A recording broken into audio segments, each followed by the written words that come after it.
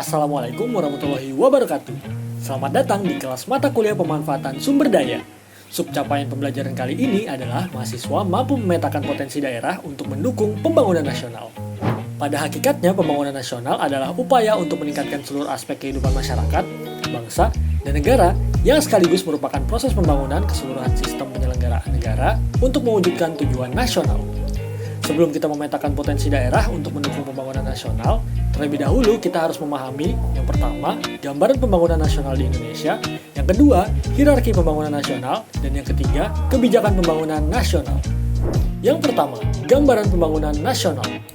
Menurut Undang-Undang Nomor 25 Tahun 2005, sistem perencanaan pembangunan nasional adalah satu kesatuan tata cara perencanaan pembangunan untuk menghasilkan rencana-rencana pembangunan dalam jangka panjang, jangka menengah, dan tahunan yang dilaksanakan oleh unsur penyelenggara negara dan masyarakat di tingkat pusat dan daerah.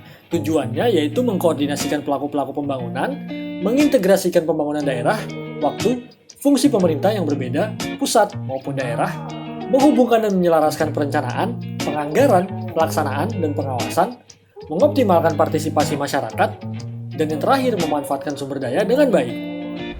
Yang kedua, hierarki pembangunan nasional.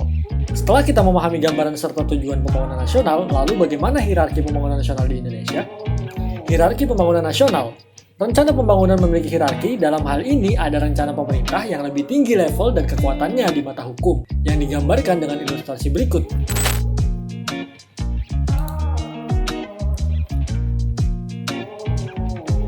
Rencana pembangunan memiliki kandungan-kandungan. Yang pertama ada visi, ada misi, ada strategi, kebijakan, dan juga program.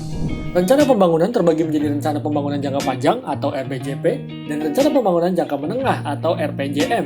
Adapun arah kebijakan pembangunan nasional yaitu arahan RPJPN 2005 sampai 2025. Visi pembangunan 2005 sampai 2025. Indonesia yang mandiri, maju, adil, dan makmur. Sasaran pokok pembangunan jangka panjang nasional diupayakan secara bertahap melalui RPJMN 5 tahunan sebagai berikut. Yang pertama, menata kembali dan membangun Indonesia di segala bidang yang ditujukan untuk menciptakan Indonesia yang aman dan damai, yang adil dan demokratis, dan yang tingkat kesejahteraan rakyatnya meningkat. Yang kedua, memantapkan penataan kembali Indonesia di segala bidang dengan menekankan upaya peningkatan kualitas SDM termasuk pengembangan kemampuan ilmu dan teknologi serta penguatan daya saing perekonomian. Yang ketiga, memantapkan pembangunan secara menyeluruh di berbagai bidang dengan menekankan pencapaian daya saing kompetitif perekonomian berlandaskan keunggulan sumber daya alam dan sumber daya manusia berkualitas serta kemampuan iptek yang terus meningkat. Dan yang terakhir, mewujudkan masyarakat Indonesia yang mandiri, maju, adil, dan makmur melalui percepatan pembangunan di berbagai bidang dengan menekankan terbangunnya struktur perekonomian yang kokoh berlandaskan keunggulan kompetitif di berbagai wilayah yang didukung oleh SDM berkualitas dan berdaya saing. Berikut merupakan pengantar sampai kerangka pembangunan infrastruktur 2020 sampai 2024.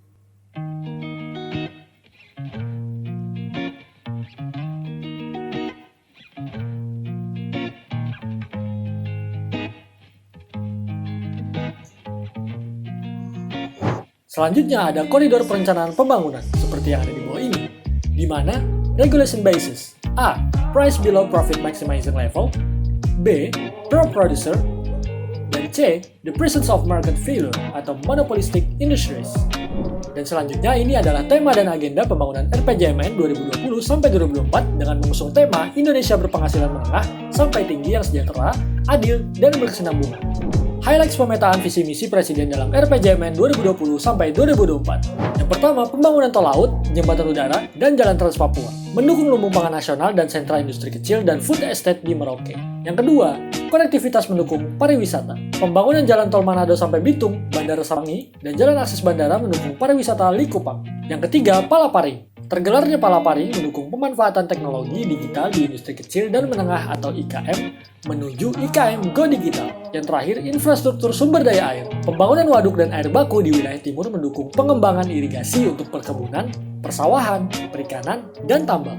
Lalu di sini ada visi kedua dari Presiden yaitu pembangunan SDM dengan menjamin kesehatan ibu hamil, kesehatan bayi, kesehatan balita, kesehatan anak usia sekolah dan mengurangi stunting, kematian ibu atau kematian bayi.